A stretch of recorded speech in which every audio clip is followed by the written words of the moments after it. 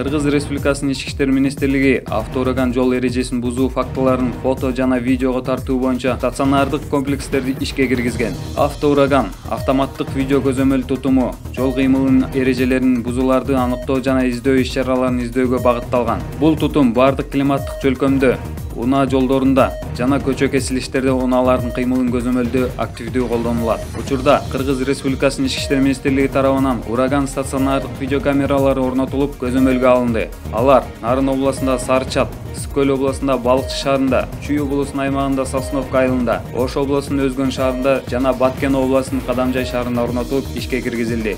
Автоураган мурда каттоосу токтотулган, издөөдө жүргөн унаа каражаттарынын жол кырсыгы болгон жерден качып кеткен унаа каражаттарын жана айдоочуларды аныктоо жана издөөнүн натыйжалуу куралы болуп саналат.